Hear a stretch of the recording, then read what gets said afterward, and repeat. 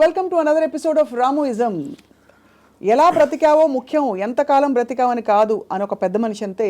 ఇంకోళ్ళు ఎవరో ఏమన్నారంటే don't just live beyond your expectations, don't just exist, keep on living అని ఇలా రకరకాలుగా చెప్తూ వచ్చారు. ఈ భాష్యాలని పక్కన పెడితే అసలు ఎలా బ్రతకాలి? Let's talk to Ram Gopal Varma గారు. వర్మ గారు, బ్రతకడం అంటే మీకు ఫస్ట్ వచ్చే ఇమేజరీ ఏమిటి చెప్పండి? I think it's a consciousness. And if you're conscious that you are, you're seeing something or you're hearing something, అనేది దాని నుంచి మనకు వచ్చి కలిగిన ఒక kind of an emotional aspect అనేది you will feel alive because of that. So అప్పుడు ఆటోమేటిక్గా ఎలా బతకాలి అనే కాంటెక్స్ట్ వచ్చినప్పుడు చాలా సింప్లిస్టిక్ లైన్లో నీ ఇష్టం వచ్చినట్టు బతకమని చెప్పచ్చు. అంతకన్నా కాంప్లెక్స్ అనేది లేదు. పాయింట్ 1. కానీ ఇష్టం వచ్చినట్టు బతికే వాళ్ళు ఎంతమంది ఉంటారు అనేది next point. Most of the time మనం వేరే వాళ్ళ కోసం బతుకుతాం, మన కోసం మనం బతకం. బికాజ్ ఇప్పుడు మీరు కాన్షియస్గా మీరు పుట్టినప్పుడు ఆబ్వియస్లీ మీ పేరెంట్సో లేకపోతే పక్కన మీ సిబ్లింగ్సో ఇలాంటి వాళ్ళతోటి ఒక యాజ్ యూ కీప్ గ్రోయింగ్ మిమ్మల్ని కంటిన్యూస్గా ఒక ఇన్ఫ్యూజ్ చేస్తూ ఉంటారు. నువ్వు తమ్ముని బాగా చూసుకో, లేకపోతే అది చూసుకో, ఇలా చెయ్యి, అలా చెయ్యి, ఇది చేస్తే తప్పు అని constantly. Like iDream wrote a very beautiful article in a book called The New Left, Anti-Industrial Revolution.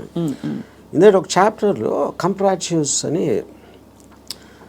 అది కంప్రాచ్యూస్ వర్ ఏన్షియంట్ ట్రైబ్. వాళ్ళు ఏంటంటే మనుషుల్ని డిస్ఫిగర్ చేశారు. వాళ్ళు లావ్ అయిపోయి లేకపోతే సన్నగా అయిపోయి సర్కస్లో ఫ్రీక్స్ షోస్లో పెట్టేవారు. వాళ్ళని చూసి జనాలు ఎంటర్టైన్ అవ్వడానికి. యూనో, సో ఐడ్రీమ్ ఏముందంటే modern day comprachicos are smart. They don't distort bodies, they distort minds. చూడటానికి పర్ఫెక్ట్ మనిషిలాగా ఉంటాడు అన్ని విధాలుగా, లోపల మైండ్ మొత్తం డిస్ఫిగర్ అయిపోయి ఉంటుంది. ఆ డిస్ఫిగర్మెంట్ ఎక్కడి నుంచి వస్తుంది? సొసైటల్ పర్పసెస్ కోసం మీకు సిన్, పాపం, పుణ్యం, legal, illegal, moral, social acceptance, ఇలాంటి 5-6 బంధాలతోటి మీరు ఇష్టం వచ్చినట్టు బతకకుండా అవతల వాళ్ళకి నచ్చేలా బతకటం అనేది ఒక ప్రోగ్రామ్ చేస్తారు. సో మీ లైఫ్ అంతా కూడా it's a conflict between what you want to do and what you have to do, what you're expected to do. అవును, ఈ మధ్యలో ఉన్నదే మీ కాన్ఫ్లిక్ట్ వస్తుంది. ఆ కాన్ఫ్లిక్ట్లో మీకు lows, highs, depressions, feeling of failure అన్నీ కూడా దాని డెరివేటివ్స్ దాంట్లోంచి. సో ఏ రోజైతే యువర్ ఎవ్రీ డెసిషన్ మీరు కాన్షియస్గా మీకోసం తీసుకున్నప్పుడు మీకు కాన్ఫ్లిక్ట్స్ అని ఉండవు అసలు. బట్ అసలు ఆ చుట్టూ ఉండే ప్రపంచం నుంచి కట్ ఆఫ్ చేసుకునే ప్రక్రియ చాలా క్లిష్టమైనది. That's the most difficult part.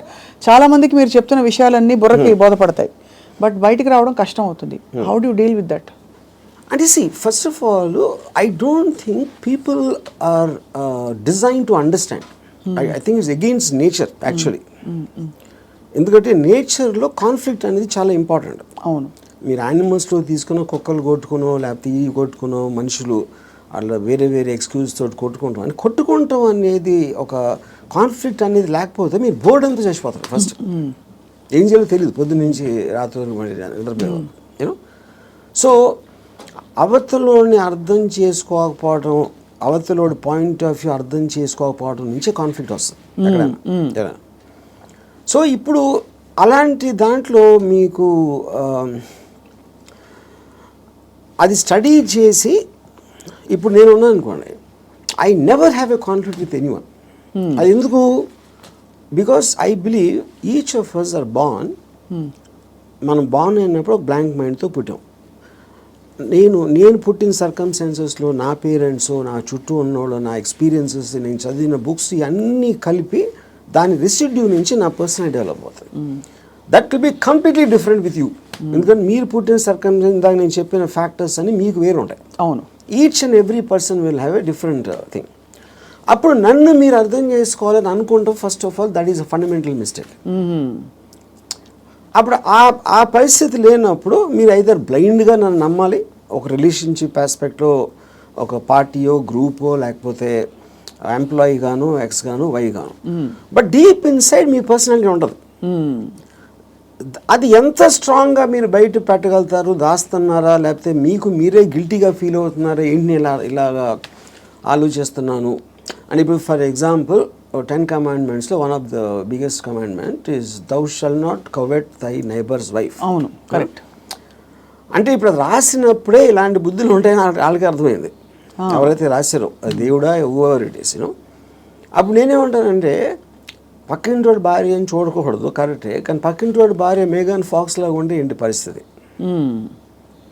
అప్పుడు చూడకూడదు అనేది కరెక్ట్, ఓకే ఫైన్. కానీ మనకున్న మైండే మనకున్న బుద్ధో చూసేలా చేస్తుంది. అప్పుడు ఏంటి, మీరు సీక్రెట్గా చూస్తారు. సీక్రెట్గా చూస్తే ఓకేనా అంటే but that is again huge other aspect. Similarly నేను ఒక చోట పని చేస్తున్నా, నా బాస్కి నాకన్నా మంచి లైఫ్ స్టైల్ ఉంది, ఆడ కారు ఉంది, నా దగ్గర లేదు, ఆడ దగ్గర ఏదో ఉంది.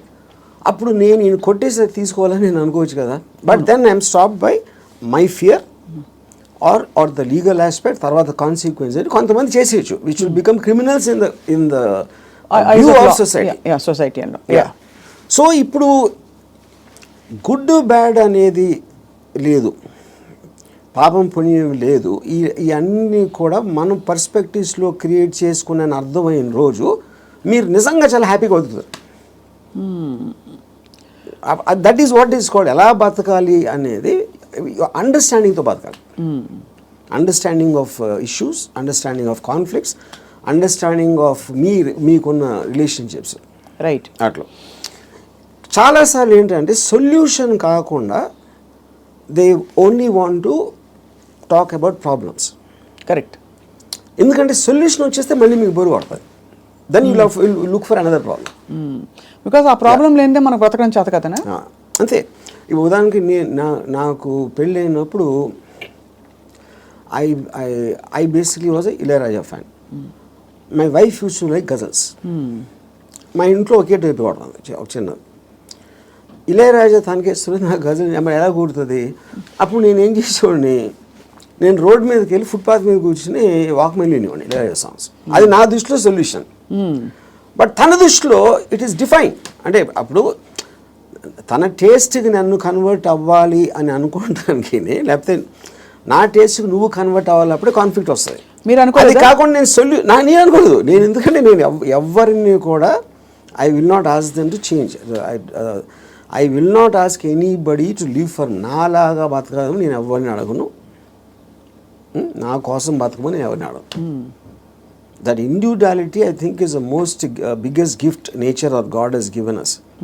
ఆ ఇండివిజువాలిటీని మీరు సొసైటీ కోసం త్యాగం చేసినప్పుడే మీరు బతికే విధానం అంతా కూడా it will become a big headache. అసలు ఎలా బ్రతకాలి అనే క్వశ్చన్కి what is the trigger, possible trigger in anybody's life or journey? So ఇప్పుడు ఫర్ ఎగ్జాంపుల్ నేను నా ఆల్మోస్ట్ ఒక ఇంజనీరింగ్ కాలేజ్ ఫైనల్ ఇయర్ వరకు కూడా బతికాను అంతే. బతకడం అంటే ఎలా బతికాము, పొద్దున్న లేసాం, భోజనం చేసాం, టిఫిన్ తిన్నాం, ఏదో చదవమన్నారు చదివాం, స్కూల్కి వెళ్ళాం, ఎగ్జామ్స్ రాసాం, ఏదో ఫ్రెండ్స్ ఉన్నారు. అదే అంటే this is just routine, day after day of repetition of that. ఏ రోజైతే కాన్షియస్గా నేను ఒక ఫిల్మ్ మేకర్ అవ్వాలి అని ఒక ఆబ్జెక్టివ్ నేను తెచ్చుకున్నాను ఒకరోజు, వేరియస్ ఫ్యాక్టర్స్ అయి ఉండొచ్చు, అప్పుడు మీరు ఆ పర్టిక్యులర్ గోల్కి రీచ్ అవ్వటానికి ఒక డెసిషన్ తీసుకున్నారు కాబట్టి every day every minute becomes interesting. మీరు రీచ్ అవ్వచ్చు, అవ్వకపోవచ్చు, చాలా ఫాస్ట్గా అవ్వచ్చు, లేకపోతే స్లోగా అవ్వచ్చు, కానీ ఎవ్రీ థాట్, మీరు బతికిన ప్రతి నిమిషం ప్రతి క్షణం దాని వైపు చూస్తున్నారు కాబట్టి మీరు అడుగు వేయటం ఉండదు. అడిగేసారా, పరిగెత్తారా, కింద పడ్డారా, మళ్ళీ లెగిసారా అంది, కానీ you are continuously travelling towards that is the right way to live. అప్పుడు దానికి ఆబ్జెక్టివ్ అనేది లేకపోయినప్పుడు నేను ఇందాక చెప్పినట్టు you are repeating every day అది without any change at all. So ప్రయత్నం అనేది ముఖ్యం, as long as you are walking in the direction of your dreams. కానీ దానికి ఆబ్జెక్టివ్ కావాలి, అదే మిషన్ ఆబ్జెక్టివ్. అక్కడికి నేను రీచ్ అవ్వాలి, ఇది చేయాలి, అదేం గొప్పగా అవ్వట్లేదు, అది మీ ఇష్టం, అది ఏంటనేది. ఇప్పుడు మీరు సినిమా తీయాలనుకుంటారు, హిమాలయాస్కి నడిచి వెళ్ళాలి కూడా, అది కూడా ఆబ్జెక్టివే. ఏదైనా అవ్వచ్చు, ఎనీథింగ్ వాట్ యూ వాంట్, అది వేరే చెప్పింది కాదు. మీరు ఫీల్ అయ్యి ఇలా చేస్తే I will just have my happiness ఏదో మీరు అనుకున్నప్పుడు that process of living becomes completely different compared to just repeating every day. మీ దృష్టిలో అలా అనుకోవడానికి రోజువారీ చర్యలకి దేస్ అ కాన్ఫ్లిక్ట్. బికాజ్ ఈ రోజువారీ చర్యలన్నీ కూడా సొసైటీనో ఇంకో కండిషనింగ్ ముసుగులో కొట్టుకుపోతున్నాం. సో అక్కడి నుంచి there is a distortion in the objective and the ఇది అంటారు. ఇదో ఇంట్రెస్టింగ్ పాయింట్. ఇప్పుడు మీరు ఆబ్జెక్టివ్ అనేది it should never be a person.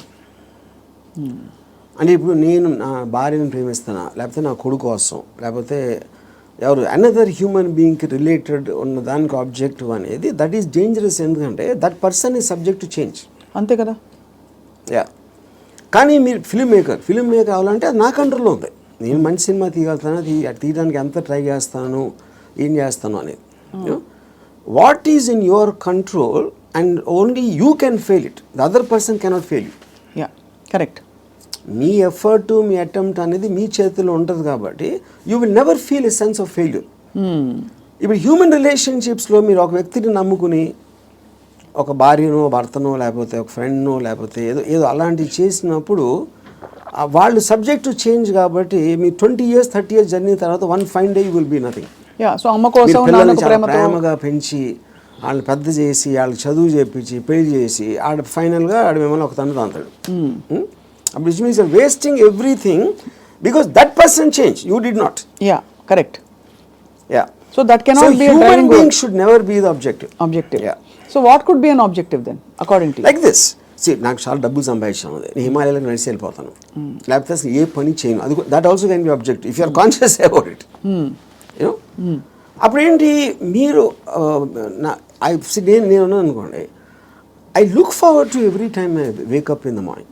I just get a pleasure to see that this is what I can do. This is what I'm supposed to do today. ఈ meetings నాకు ఉన్నాయి X and Y. Continuous excitement on that. So excitement is the actual point.